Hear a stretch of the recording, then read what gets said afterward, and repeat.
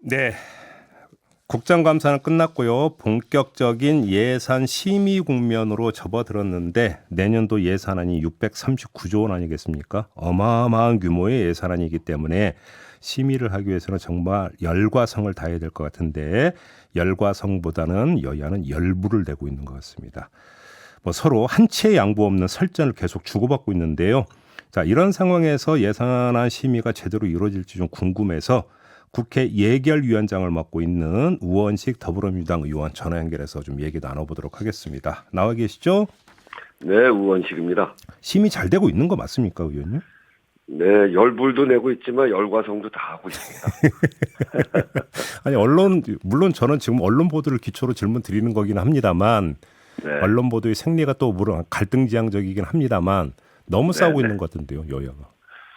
네, 여러 가지 쟁점이 있어서 음, 쟁점에 대한 논의도 충분히 하고 있고요. 네, 그리고 이제 또 어제부터 소위를 시작했는데, 네, 어제 소위는 그 과학기술정보방송통신위원회, 음, 그리고 농해수위, 음, 보건복지위, 여기 예산 심의를 마쳤거든요. 네, 네, 요 위원회들은 뭐 비교적 큰 쟁점이 없이 세 상임위에서 음, 그 예비 심사를 한 결과 또 네, 그리고 예결위 지적 사항을 중심으로 감액 사안에 대해서 심사를 진행했는데 네, 뭐 일부 사안은 토론을 진행한 뒤에 결론을 내리지 못한 것도 있지만 비교적 차분하게 진행되고 있고요. 예, 그래서 앞에서 말씀드렸듯이 또 뭐 싸울 건 싸우되 음. 열과 성의를 다해서 네. 잘 진행될 수 있을 거라고 생각합니다. 알겠습니다. 뭐 의원님 지금 위원장을 맡고 계시기 때문에 특정 정당의 네네. 입장에서 지금 뭐 인터뷰 하시기는 좀 힘들 것 같긴 하고요. 그래서 이제 그 네네. 큰 틀에서 좀 저도 질문을 드릴 수밖에 없을 것 같은데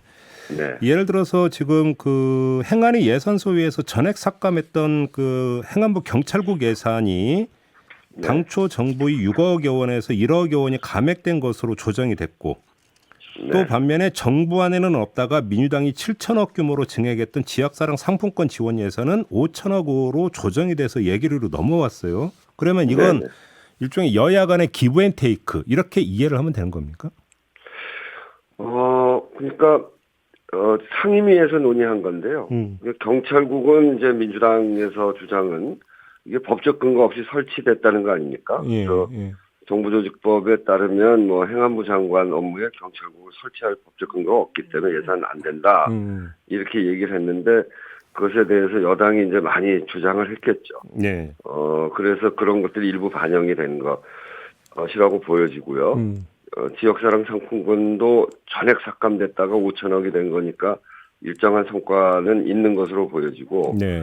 결국 이제 그 논의하다 보면 여야 입장을 잘 조절해서 할 수밖에 없을 텐데 음. 하여튼 이런 부분들에 대해서 네. 예결위에서 이제 본격 논의되는 겁니다. 그러니까 상임위에서 결론이 난 것은 음. 그 예결위 논의에 그 논의를 위한 기초 자료가 만들어졌다 이렇게 보면 되고요. 네. 예결위에서 지금부터 이제 본격적으로 논의가 될 테니까 그런 부분들을 국민 여론을 잘 살펴가면서 또 네. 그리고 법적인 근거를 잘 살펴가면서 논의가 될 테니까 좀 지켜보시죠.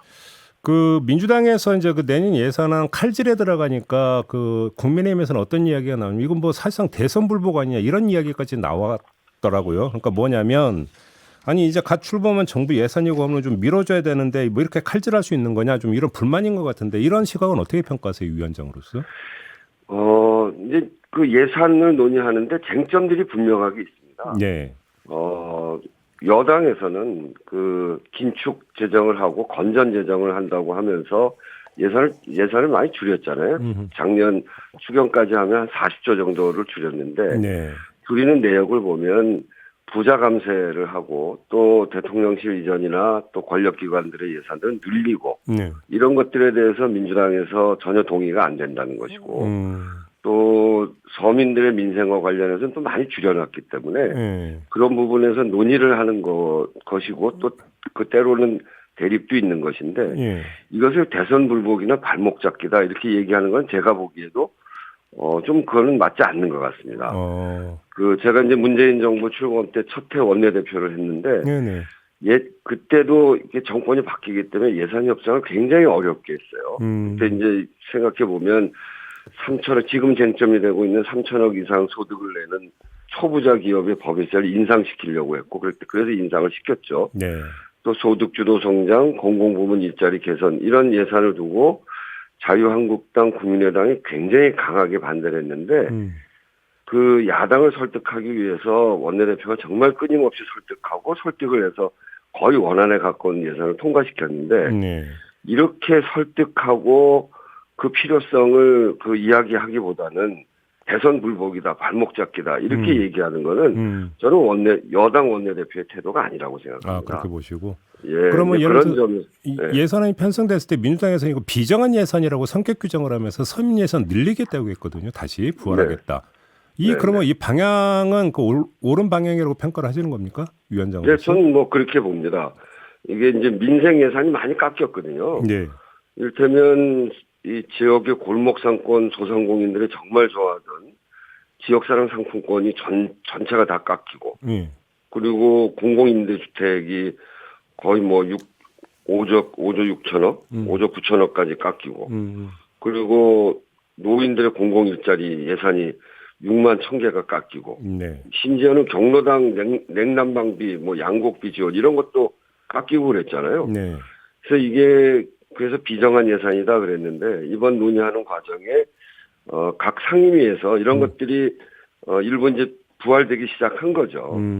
그 행안위에서는 전액 삭감됐던 지역사랑 상품권 예산이 살아났고 복지부에서는 119 구급대 지원, 네. 그리고 노인 일자리 뭐 이런 등등의 예산들이 살아나기 시작했는데 아직도 이제 살아나지 못한 지금 논의 중인 예산들이 있어서 비정한 예산은 안 됩니다. 지금 굉장히 앞으로의 경제가 상당히 위기에 들어가고 고금리, 고물가, 고환율 이런 때문에 경제 상황이 나빠질 거라는 게 지금 예상되잖아요. 이것에 대한 대비해서 예산들이 민생 중심으로 짜야 되는 것이고요. 그런 점에서 이번 예결위가 해야 될 임무와 역할이 중요하죠. 지금 살아났다고 표현하셨는데 지금 그 국회 심의에서 보면 삭감은 할 수 있지만 증액은 못하게 돼 있지 않습니까? 네네. 어떻게 되는 거예요 이게 그러면 살려낸 부분들은 어떻게 처리가 되는 겁니까?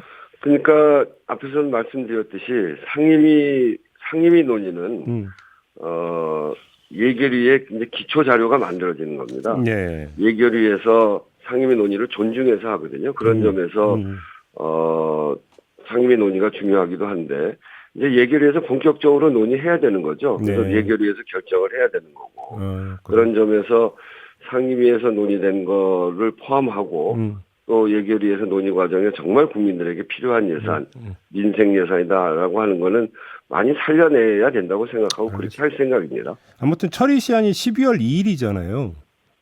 네, 그렇습니다. 이때까지 어떻게 좀 합의 처리가 가능하다고 낙관하세요? 원래 이제 정권 교체기의 예산은 여야 간의 생각의 차이가 굉장히 크기 때문에 굉장히 어렵습니다. 예. 그리고 또 하나는 예산이 편성되는 게 되게 5월 달에 편성이 되거든요. 근데 올해는 우리 상반기의 경제 전망과 하반기의 경제 전망이 완전히 다르죠. 그렇죠. 어느 해를 예를 들어도 올해처럼 이렇게 극단적으로 변한 상황은 잘 볼 수가 없어요. 근데 예산 편성은 되게 5월까지 이루어지기 때문에 하반기의 경제 위기, 민생 위기 이런 것들이 제대로 반영되지 않은 측면이 있습니다. 예. 그래서 이거를 이 경제 위기에 맞는 예산으로 변화시키기에는 굉장히 많은 변화가 필요한데 그거를 정부 여당이 얼마나 받아들일지 그건 이제 잘 모르겠습니다만 그렇기 때문에 논의가 굉장히 어려울 거라고 생각합니다. 사실상 칼자루 쥔 건 여야가 아니라 기재부 아닙니까? 그렇죠. 기재부가 칼자루를 쥐고 있는데 그래도 예산 감액의 칼자루는 국회가 쥐고 있고요. 네, 물론이죠.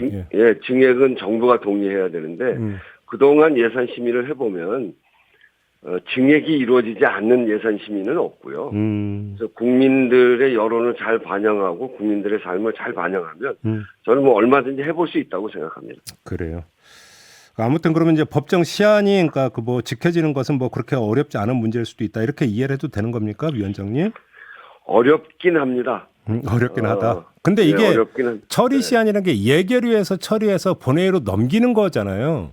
네, 그렇습니다. 자, 그런데 문제는 본회의에 이게 회부가 되더라도 부결이 돼버리면 이제 준예산 사태로 가는데 그러면 이렇게 되느냐 안 되느냐에서 핵심 문제는 말 그대로 비정한 예산이 따뜻한 예산으로 전환되느냐 마느냐 여기에 달려있다. 이렇게 이해를 하면 되는 겁니까? 그렇죠. 근데 저는 정말 유감스러운 것은요. 예산안을 제대로 논의도 하기 전에 정부 여당 내에서 준예산을 언급하더라고요. 이건 참으로 오만방자한 일입니다. 그래요? 우리 말을 안 들어주면 준예산으로 가겠다 이런 거 아니에요?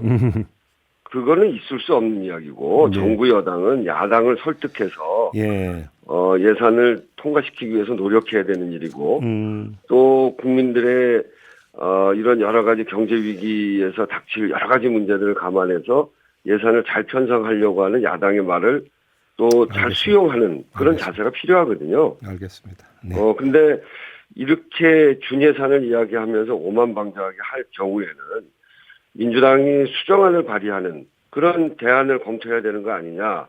이런 고민도 있는 것으로 제가 알고 있고요. 네. 이렇게 심하게 대립하기보다는 국민들의 삶을 잘 논의해서 합의 처리할 수 있도록 그런 열린 자세가 정부 여당에게 필요하다 이렇게 생각합니다. 알겠습니다. 자, 이렇게 마무리할게요. 고맙습니다, 위원장님. 네, 감사합니다. 네, 국회 예결위원장을 맡고 있는 우원식 더불어민주당 의원이었습니다.